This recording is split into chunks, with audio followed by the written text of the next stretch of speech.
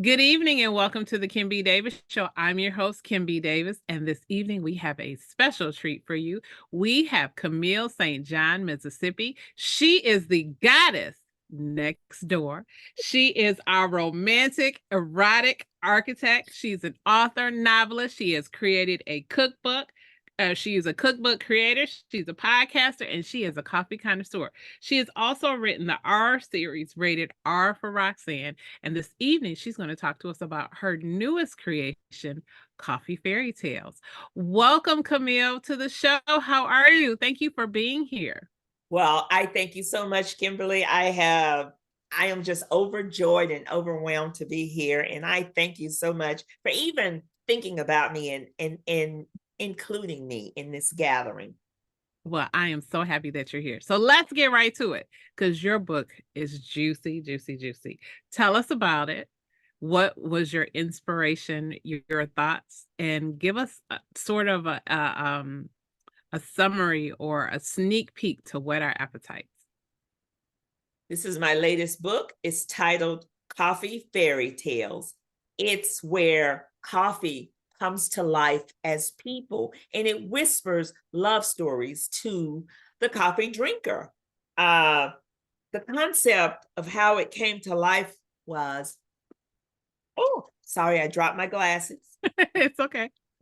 The concept of how it came to life was, I used to be a coffee vendor, and I was giving the people who owned the coffee company a thank you, just saying, hey, I didn't know what to buy them as a gift. So God said to me, use what's in your hand or in your head. So I sat down and constructed a nice little 5-page story just to tell them that I wrote a love story to coffee. And I said, I turned coffee into a person. And then the coffee is introducing themselves and saying, hey, if I was real, this is what's going on in my life. And one of the first stories that I fell in love with inside of it, because it's 7 different stories, was the one that has the queen on the cover. My friend Venetia, one of the owners of the coffee company, she is the face of the coffee titled Cinnamon.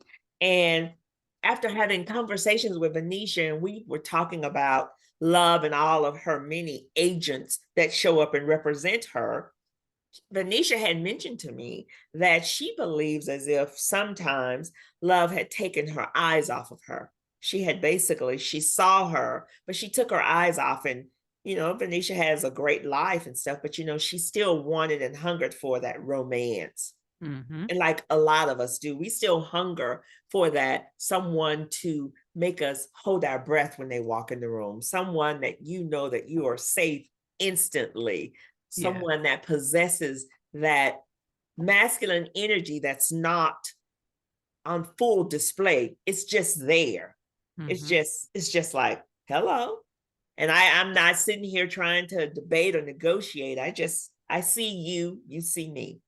And so we had these conversations over a year, and I sat down and I constructed, I recaptured some of the things that she had told me that she wanted and hungered and longed for, and I put it into a story. And her story, Cinnamon, is of a woman of a certain age, because all the people in the book are over 35. They're 40 and up.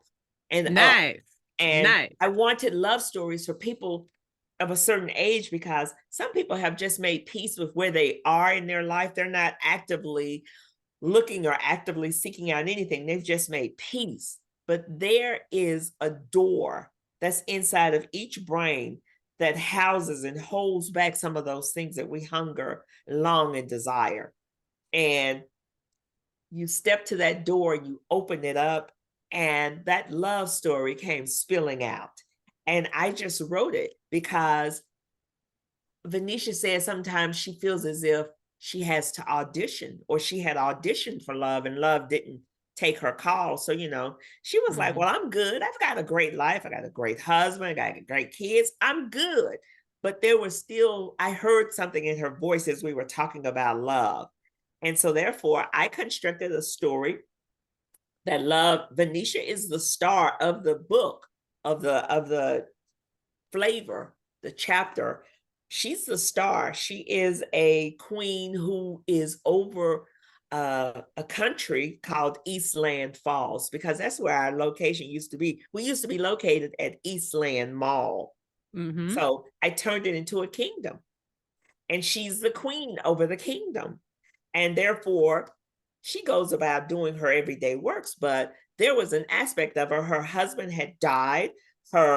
This is in the story now. Her husband had Mm-hmm. died, and her father came out of retirement because he wanted her the coffee. He wanted the queen that lives in her to get married again. And he said, we need to have a coronation, an audition. We need to secure you a companion, a mate, a husband, because even though you are running the kingdom, you are the face behind Eastland Falls, people still will respect you more if there was a man standing at the helm, Mm-hmm. misogynistic, but Mm-hmm. it's Mm-hmm. true. Mm-hmm. So she had to audition and have people come and offer up to see if she was interested in marrying them. And these are not regular guys that shows up. These are all accessories that are auditioning to be a part of her life, like sugar, cinnamon, uh, milk, uh, what is it? Whipped cream. All of these things audition, like Coffee Mate. There are people, but they are auditioning. They're coming to the coronation. They're introducing themselves to her, and they're bringing her a gift. And everyone that brings her a gift, she accepts the gift. But she basically was dismissing all the people until, like, I think it was 9 different suitors that showed up, but 3 of them fascinated her beyond compare.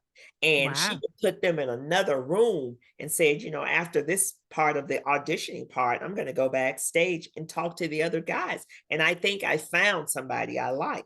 But the conversations were not what she thought that they would be. And she found herself being stuck. But one guy who just sat in the corner, just watched her audition all the other guys, he finally stepped forward and said, um, if you allow me, if you allow me to walk with you and stay with you in this kingdom, I will be the first one that falls upon their sword to protect you. Oh. And she was like, nobody has ever made a proclamation like that. Fall Mm-hmm. upon your sword. He was a very good looking guy. He was younger than she was, but she didn't care. She had already married someone who was a lot older than her and who was an alcoholic, because Mm-hmm. people love putting alcohol in their coffee. Yes, we do. He was an alcoholic. He got ill. He died. They had stayed married. But, her father said, I'm not going to take my hand off of this kingdom until there is a man standing at the helm next to you. Then I'll go back into retirement. So the father was right there. They listened to all the shenanigans and the chaos. A couple of fights broke out in the line behind people desiring to introduce themselves to her. But it's a very funny story, but it has a beautiful romantic twist to it. And there's a romantic thread that's woven inside of each and every Coffee Fairy Tales. Mm. But the happy ending shows up, but it doesn't look like what you're so used to seeing happy endings, because these are adults and they do what adults do. So if Mm-hmm. by chance you do not enjoy the trappings of everyday life, then these are not the stories for you. But they're very romantic, very well thought of, very beautiful, beautiful sceneries, beautiful descriptions, so much fun. And a lot of people have fallen in love inside of my Coffee Fairy Tales. So, Awesome. I love the fact that you use real people uh, as your inspiration. Can you talk a little bit about some of the other characters you do? It was that a connection to a part of their personality, or was it just something in their story that you heard that you adapted to whatever coffee you chose? well, actually, the people were not assigned to the stories until I had already written them. The only Mhm. person that was that I had wrote a story officially for was the queen that's on the cover. Everybody Gotcha. else, I just was writing love stories. I just took my time, was writing love stories. And when I finally got all the stories together, then I started seeking out the face. One story, I went through like 8 or 7 different people trying to secure someone to be the face. But everybody else, when I asked them, would they be interested? They said yes. One friend said it instantly. He didn't even allow me to finish. I was talking to him and I was like, hey, have you considered, would you blah, blah, blah? And he said, yes, anything for you. And this is my friend, my coffee called Vanilla. A friend of Ooh. mine who lives in, he's in Vegas right now, but we used to work together and we've been Okay. friends for almost 30 years. And Wow. he said, anything for you, sweetheart, anything. Whatever you need me to do, I'll take care of it. It's like, what? He was the first guy that said yes. And he was very committed. And Okay. he's in a story called Deadly Adventures because Ooh. he's a bad boy in the book. Even though he tries to tell you, violence is my last option because I'm trying my best to be a better person. I'm trying to work through these difficulties, but make no mistake, I don't need a weapon. I am a weapon. Ooh. That's what he says. All right. I don't need any of those other trappings or gadgets and guns and all other stuff. He said, I am a weapon, all of my own.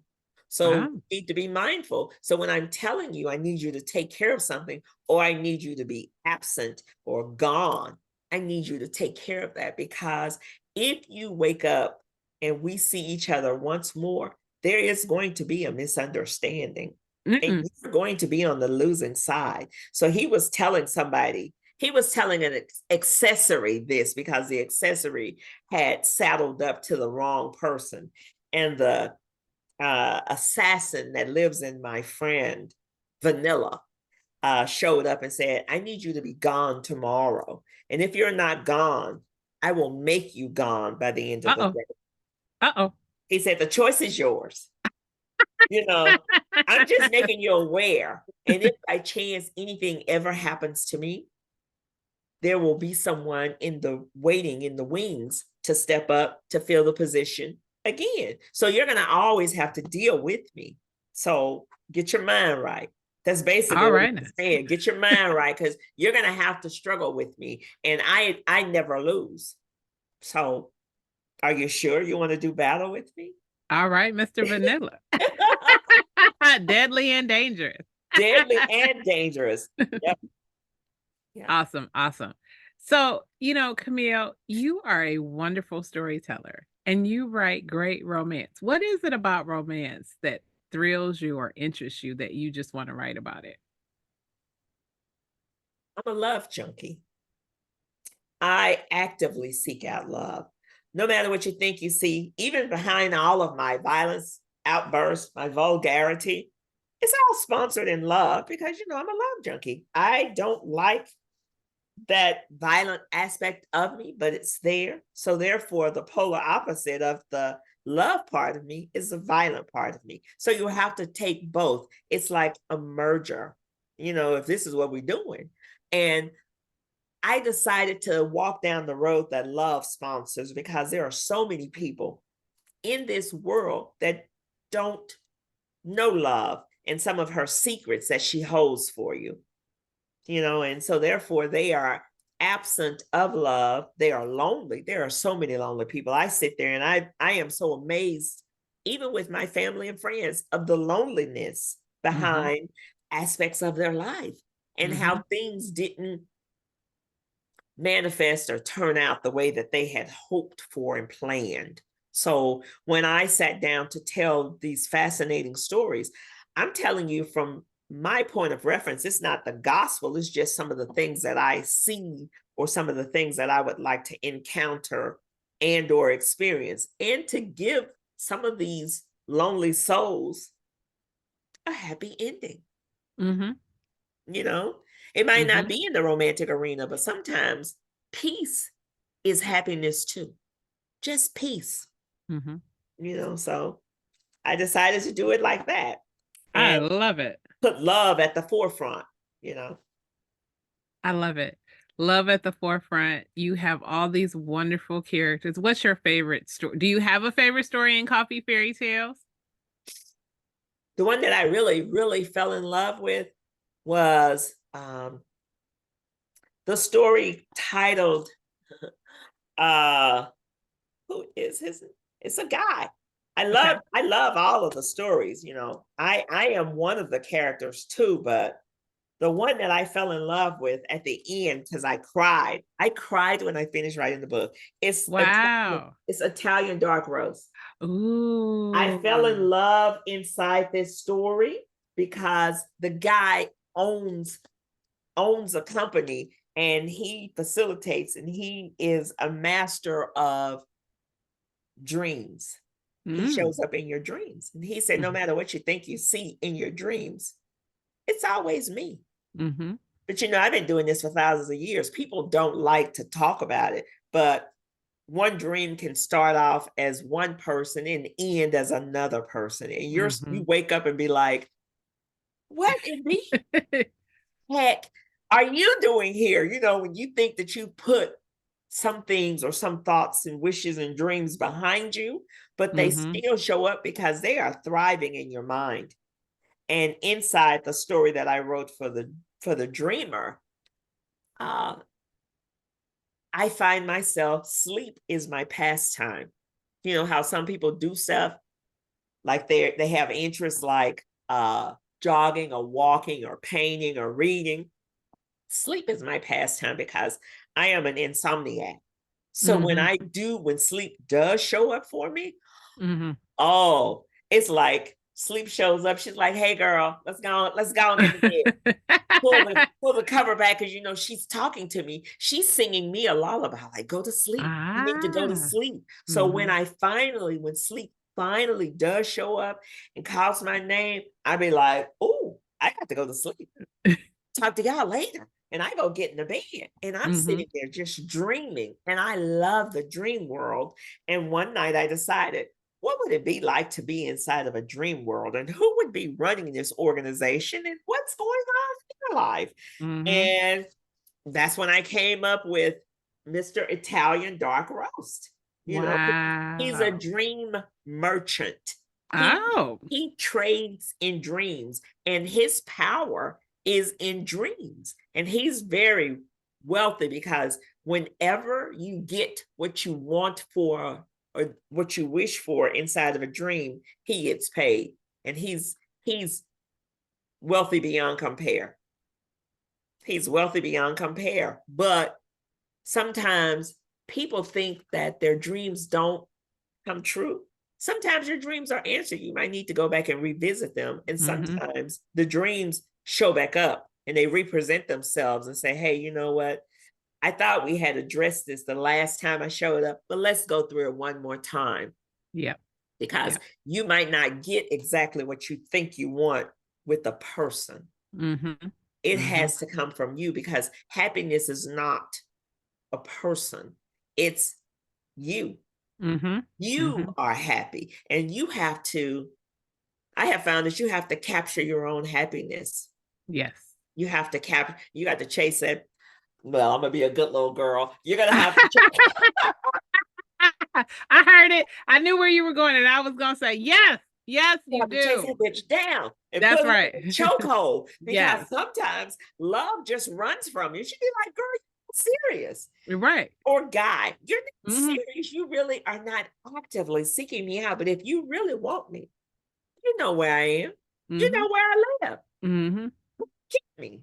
Have Mhm. at it. And Mhm. so when I wrote these stories for people of a certain age, because it's not the fairy tales that from our youth.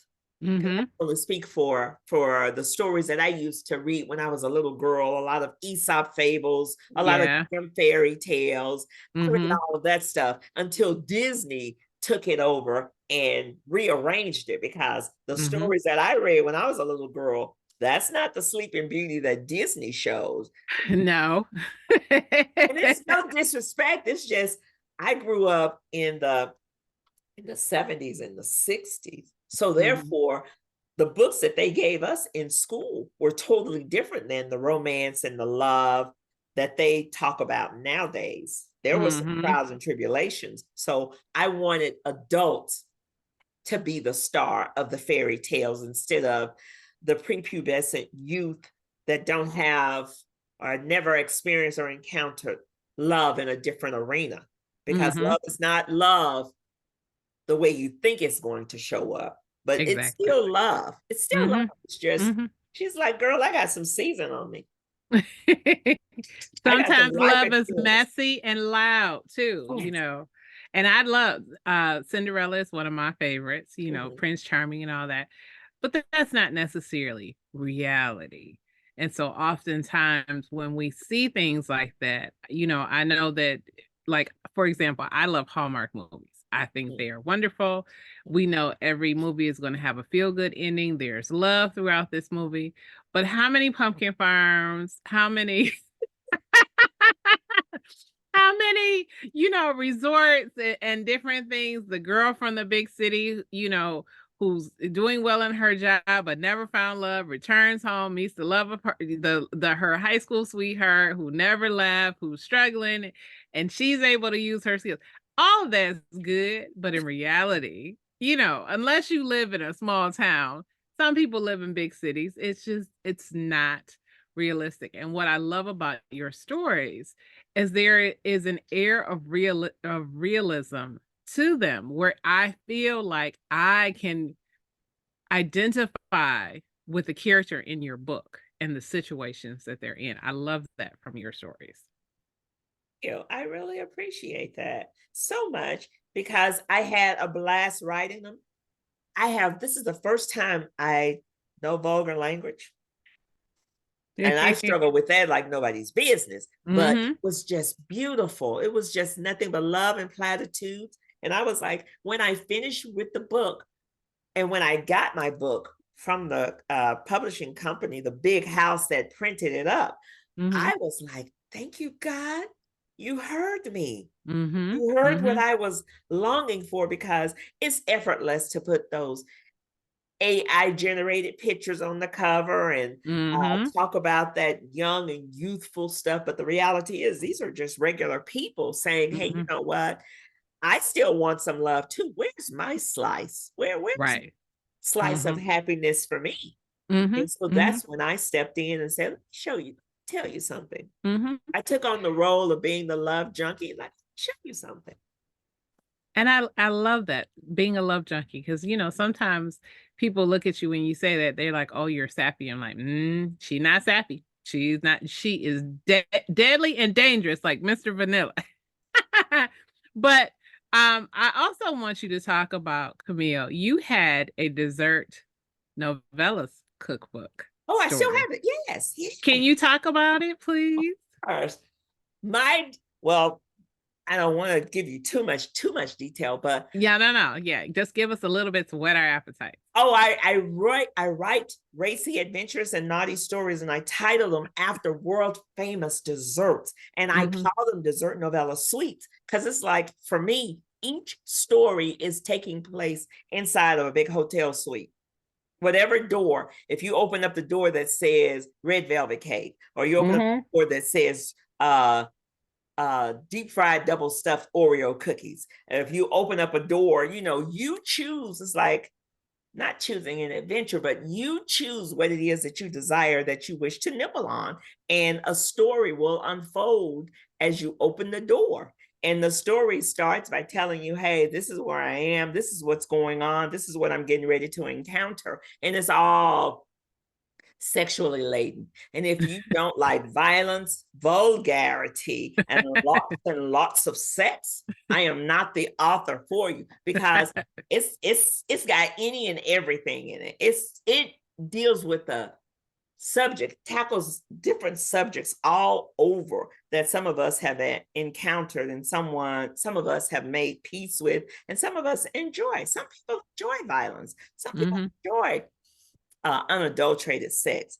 You know, back in the day before social media became so popular, you used to be able to go and do things in your private life and never have to worry about anybody Mm-hmm. ever knowing, Yes. because if you don't say anything, they're not going to say anything. Exactly. But the moment that you put it on social media, those days are It's gone. It's viral now. And everybody's like, oh, did you see what such and such did? And, they're looking for everybody and everybody's got the screenshots and they're like, look, and, it is incredible when you hear those stories. Yeah. So they're funny. They're all funny. Only one story is bone chilling at the end, but it's so funny how it gets there. And then finally, when it gets to the point where this character reveals his evil intent, the person who he has evil intent towards is caught off guard. She's like, I can't believe I done came down here and I'm gonna get murdered in Atlanta. What? Behind kissing a fool, she was at a wedding and she met somebody and blah, blah, blah, blah, blah. And all roads led to some sex. But when they finally revealed themselves to each other, things just did not look the way they were supposed to look. And she was having internal conflict and be like, I'm going to die. I already see it. I can't believe I came down to Atlanta for a wedding and I'm going to die. God, what was I thinking? Somebody needs to beat my ass. So, And I'm sure, and not to make light of it, but in real life situations where people, make a decision they wish they could walk back from because somebody is trying to harm them. Yes. That I'm sure that's one of the thoughts that they have. And it's not glorifying it's not glorifying anything. It's just making you aware that the situation turned, because I can only write romance and happy endings so long. But the reality is stuff like this happens all the time. Just because you don't talk about it, it does not dismiss or discount that it's happening. It's not an abduction. It's just things could have gone so wrong behind several decisions that the character made. Not shaming her. I'm just making you aware that this is one of the situations that presented themselves. Absolutely. Absolutely. So Camille, last question before we get out of here. Will you tell us a little bit about your R series, rated R for Roxanne? I know that is racy. Oh, that's my first baby. The R series was born behind I used to work in the beauty industry. I worked in the beauty industry. I have to call them later. I worked in the beauty industry and I had to tell somebody. I had to tell, hold on just a minute. I'll have to call them later. I worked in the beauty industry and I was trying to change over some of the chaos and the drama that happened at the beauty industry in the stores. So I decided to make it into a car dealership. So therefore, I wasn't talking about anybody per se, but when I'm writing these stories, I know whom I'm speaking of, because I did cosmetics, fragrance, makeup, hair, all other stuff for 17 years at Macy's. So I had a great knowledge of all the drama and the chaos, because you didn't know what was going on behind the scenes. Roxanne showed up and she became, I wanted her to be the forefront, to be the owner operator. And she's a beautiful woman of color that curses a lot. She curses and screams a lot because she has over 30 different people that she has to deal with on a daily basis. And there's a lot of misunderstanding and miscommunication. And she's like, I'm just the face behind this thriving auto dealership. But Love, even though she's married, Love forgot about her, because Love, in the middle of the game, Love decided she wanted to change her clothes and put on something else. So she decided that she didn't want that anymore. I don't want to be, or I don't desire to be mistreated and be an afterthought. I've already done it. So it does not thrill me like it used to. And you treating me poorly, you're wasting my time. So therefore, I'm going to take the lead. I'm in control. This is my dealership. You work for me, because she always makes reference to whose name is it out there on the marquee. because, evidently there must be some misunderstanding because her name is Roxanne, but her dealership is called Rock Saga. Ooh. Lexus. Her last name is Saga, and people call her Cigar. And she's like, no, it's Saga. It's Saga. Like the drama, it's Saga. So Rock Saga. And she owns a thriving Lexus dealership. She has a husband. She has 2 kids. She has a maid, her siblings, her grandparents, her mom. And she also has all the other trappings of life, like a lover. She has another gentleman who's trying to become a boyfriend, and she has a doctor who is actively seeking her out. And she was telling the doctor, I have all these other things in my life. I don't know where to put you. He said, don't worry about it. I already know where I want to fit in. Don't worry about, you're wasting your time trying to, put me in a certain category. I am already aware of what's going on in your life, and I like everything about you, and I want you in my life, even if it's just for momentary pleasure, because you don't want anything else. It took her a moment because her and her boyfriend broke up. Her and her husband stopped having sex. Her and her lover were no longer talking because everybody has crisis in their lives. And then she's still running this thriving Lexus dealership, and she's meeting all these men that want to have intimate conversations with her. And she's like, no, I'm good.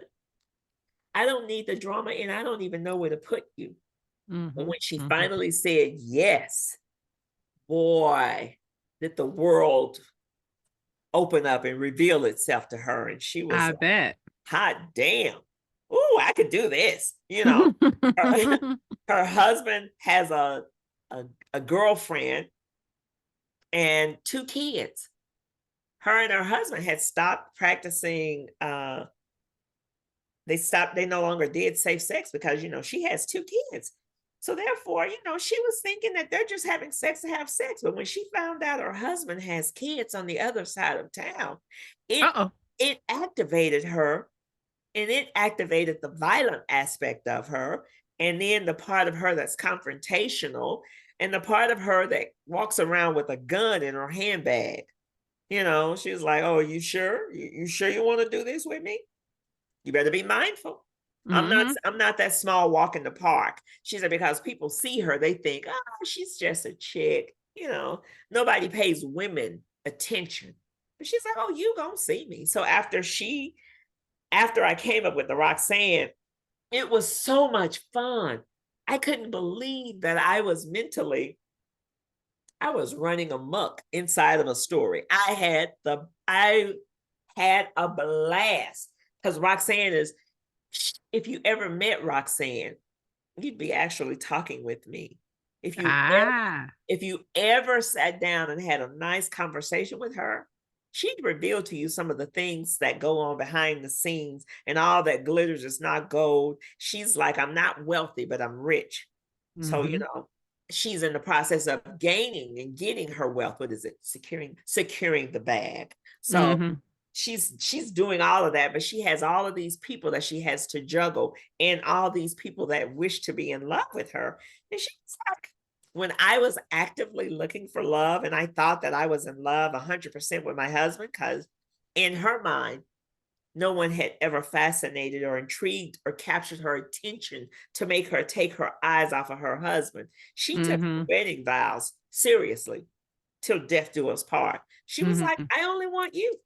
And I only desire to be with you. She never gave anybody else a thought until she found out about what was going on with her husband. And she had to reconfigure her being because it shattered her. She was like, now, all these years, I've been giving myself 100% to you. I have been doing our wedding vows till death do us part. No one has ever fascinated or captured my attention. And this is it. You think so little of me that you're going to have 2 kids with another woman on the other side of town, and you think that I'm just going to take it. She was like, I'm not my mom. That's right. I'm a grandma.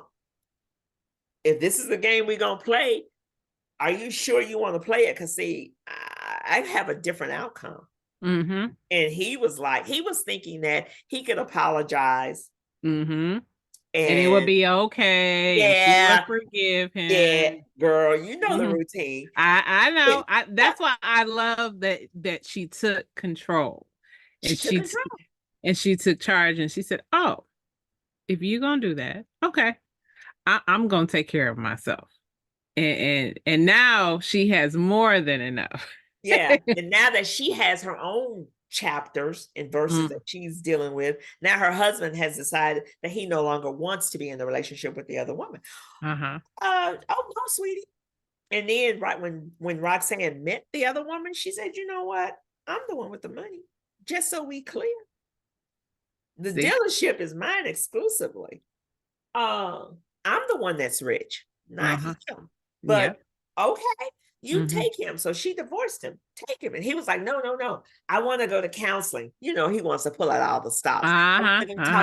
I want to talk to the minister, and I want to talk to blah, blah, blah. She was like, it's too late now. When I wanted to do that, you didn't want to do that. So kick That's rocks, how little man. it mirrors a lot of real people's everyday lives Mm-hmm. and the sacrifices and the choices that we make. And this song was playing in my head as I was writing it. What you won't do, you do it for love. I Love, forgot yeah. who the guy name is. Mm-hmm. Bobby Caldwell. Well, yeah. Mm-hmm. What you won't do, you do it for love. And so Roxanne was making all these sacrifices for love, but technically love was kicking her in the ass. I'm sorry. Mm-hmm. I'm Mm-hmm. sorry.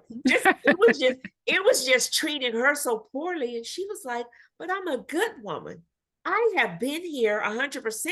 Every dime I make, I've been giving it to my family and my husband and all this other stuff. And you mean to tell me you're trying to play me for a fool? So Mm-hmm. he activated something in her, got activated once the blinders were off, like most women.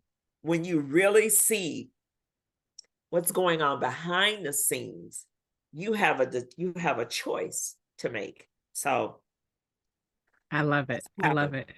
it. Thank you, Camille, for You're being here with us. Before we get out of here, tell us how we can find you on social media. Give us your website. Tell us how we can purchase your books. And do you have any events or anything coming up where we can see you?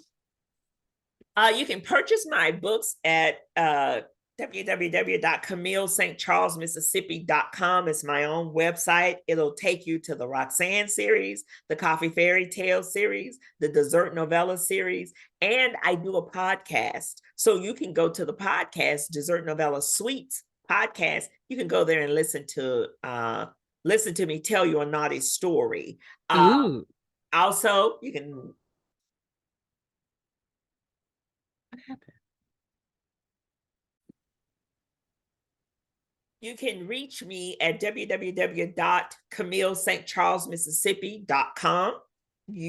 From there, you can visit with my Coffee Fairytales, my Dessert Novella cookbook, my Dessert Novella podcast, and my Roxanne series. You can visit there and you can just branch out and see what's going on in the world of Camille St. Charles, Mississippi. You can contact me on Facebook, Instagram, Twitter, TikTok. It's all under Camille St. Charles. Some of them will say Mississippi, but when you type in Camille St. Charles, everything else should pop up. And you can leave me messages. You can follow along behind the scenes. I am in the process of getting ready for a campaign for the Coffee Fairytales, a big one. Getting ready for working on Coffee Fairytales Volume 2, starring one of the hosts. She's going to be one of the coffees. I'm so excited. It might take a year or so, but it's coming. Also, I still have more Roxanne books because I wrote 9 Roxanne stories. I have 75 Coffee Fairytales. It's just, I have just been so busy that I haven't had a chance to do all the things that I need and want to do. I even have a podcast that I need to make a small offering to. So for Christmas, I'm working on my Dessert Novella Suites podcast for Christmas. So it's coming. So be patient with me. And I thank you so much for coming along inside the world of Camille St. Charles, Mississippi, and the fun that we are officially having. And I would like to officially invite each and every one of you all out to come play with me because Ooh. I love a good laugh. I enjoy camaraderie. I love verbal exchanges. I just look so forward to having different encounters with an assortment of people. So come play with me. PLAY. Amazing, amazing. Thank you so much, Camille St. Charles, Mississippi. We are so grateful and thankful that you are here. It is December 2023. The new year is upon us. The holidays are here. So happy holidays from us to you. Happy New Year. And we can't wait to see you in the new year and talk about some more juicy and racy romantic stories. Well, I welcome that. And I'm going to send you the request because I have my page on Facebook, Love Junkies. So I'd love for you to join because I might not get on it all the time, but everything on it is about love and how love makes you feel and the songs and the memories and how love is she's a different type of chick to each and every one of us. Because everyone knows that love is a woman. Come on, that's now. right. A that's woman right. could be so complicated like this. Only a woman could do that and bring you to your knees and make you cry and kill her at the same time. So exactly. Thank you, Camille. And thank you guys for tuning in.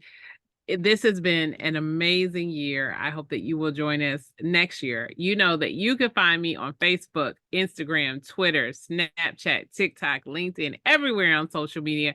And that's Kimberly Batchelor Davis. You can hear this show on Apple, Spotify, Stitcher, Google, and Wisdom. You can learn more about me as an author at kimbdavis.com. Thank you again for tuning in. Happy New Year to everyone.